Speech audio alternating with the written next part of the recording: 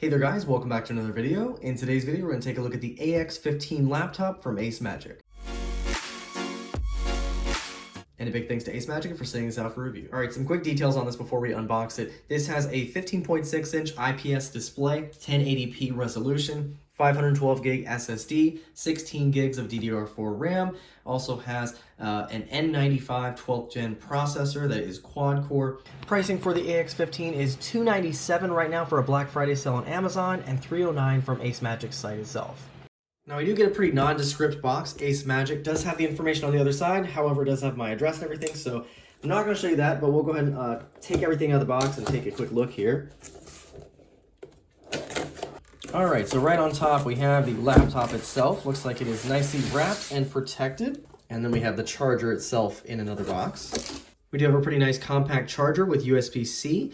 And the laptop does come in a nice sleeve to protect it.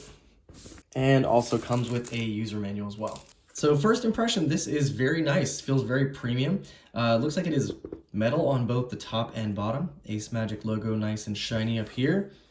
On the bottom, you can see we have two separated rubber feet, large vent, and one other long rubber foot right there. Very thin also. Taking a look at the side, you can see our port options we have. USB-C for charging. We have a super speed USB A port, HDMI, full size. Another USB-C that can also charge. We have two indicator lights, one for power, one for battery. And then on the other side, we have a 3.5mm headset jack. We have another super speed USB A. Looks like a USB 2 port, and then an SD card reader. All right, taking a look at the inside, you can see we have a pretty large trackpad. We have a nice keyboard, does have a 10 key, and we have nice thin bezels with the ACEMAGIC logo right below it. All right, and after plugging it in, we do have power. All right, looks like we are rocking Windows 11. Now, strangely enough, it did not actually have me use a Microsoft account, so it had me create a local account, which is not a bad thing, but just thought I'd mention that. I'm not gonna lie to you, that setup was really, really quick. Now, two things. As I mentioned, it does not have you sign into a Microsoft account, but also it did not connect me to Wi-Fi initially. So that's a good thing. We kind of get to see what comes on the computer before stuff starts to download in the background. So as you can see right out of the box, there's only a couple things. We have Edge, Mail, Calendar, Microsoft Store, Photos, and Settings, and the calculator, and then just these couple of things here. So that's pretty nice. Let's go ahead and just see how much storage we have out of the box. And honestly, this thing seems pretty nice and quick too. So 449 gigs free out of 474. So 474 is going to be the formatted amount from 512. So not too shabby. We'll also check our performance usage right now out of the box without anything running. So right now we're using 19% of CPU, not too bad. And as you can see, this is a quad-core CPU with 4 threads. We're using only 3.1 gigs of memory, which is nice. This might have some driver updates that it might need in the background, so we'll go ahead and get this connected to Wi-Fi and check it out a little bit further. All right, as I expected, we have quite a few updates ready for the computer, but I do really like the fact that it came with a very stock build of Windows 11 without any bloat. That's really nice to see.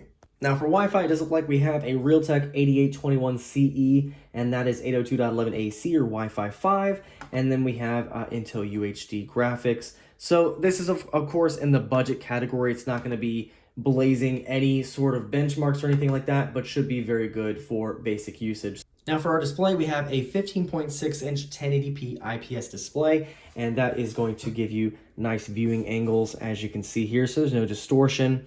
And it does have a matte display also, which is nice for being around a bunch of lights. You're not going to have a bunch of glare. Now, this is not a touchscreen. However, it does fold all the way flat. So if you need to angle it a little bit further than you normally would, you can do that. But being that it is not a touchscreen, you can't flip it around or anything like a tablet, but still a very nice display. All right, here's a quick video test just to show you how this will look. Honestly, the display is very nice. The colors look pretty good. Not too saturated, not too dull, but definitely a very crisp and clear display. So I think they did a great job with this. And this is only in 1080p, so honestly, very, very nice display. Now for our speakers, of course you can't expect them to be great just because this is a budget laptop, but they do leave a little bit to be desired.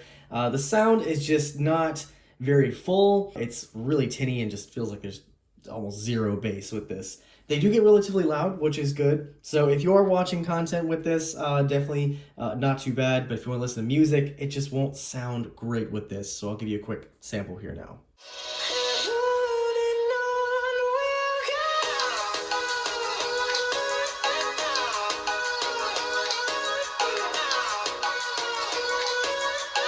Now, if you're curious about the webcam, it does have one. It is not amazing. As you can see, it still has the facial tracking. We do have a little indicator light right next to it, and it is 0.9 megapixels, so 720p. Not gonna look amazing, but if you need to use webcam for anything, it has one. Did a quick disk benchmark with Crystal Disk Mark. So as you can see, we're getting read speeds of 560 megabytes per second, 497 megabytes per second write speed. All right, next we ran a Geekbench benchmark, and as you can see, we get a 1001 for single core and 2322 for multi-core. So not super speedy, but should be still pretty decent. All right, we're now running the 3D Mark benchmark, and just to give you an idea of how choppy this looks, it is not great.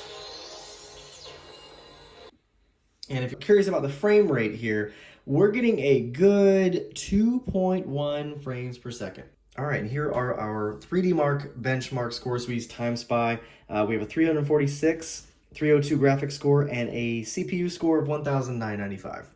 And again, the frame rate on this, not great. So 1.96 frames per second, 1.74 frames per second. So definitely not going to be a gaming powerhouse, but if you want to use it for light gaming, it should be just fine for that. Our keyboard and trackpad are decent overall. As you can see, it is a little bit on the cramped side. Our shift key is a little bit smaller to accommodate those arrow keys. And then as you can see, the numlock key is actually integrated into the F12. And we have our power key up here, so don't accidentally press that. But overall, keyboard feel is pretty nice. We have a very, very clicky trackpad, so it is a little on the loud side, but works fine. You do have two-finger scrolling. You can scroll up with Windows 11 and use those features, and it is quite large, so overall pretty decent. So overall, I really like the AX15. Some things I definitely like. I like that you get 512 gigs of storage. I like 16 gigs of RAM, quad-core processor, 1080p IPS display, and a really nice build overall.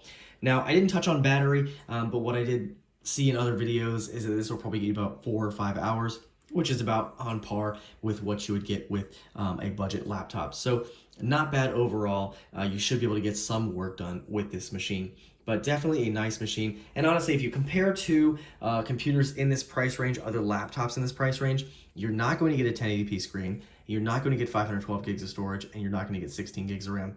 So those right there, I think, are very important with this. You're going to get a very nice display. So if you do watch movies, TV shows, or consume any sort of content on your computer, great display. And you have the storage and the RAM to be able to handle it. So that right there alone is great. I think this is an excellent, excellent deal. So definitely want to look at if you are on the hunt for a budget laptop. I'll leave this link down below where you can check it out. Any questions or comments on this, feel free to leave them down below, and I'll see you guys in the next video.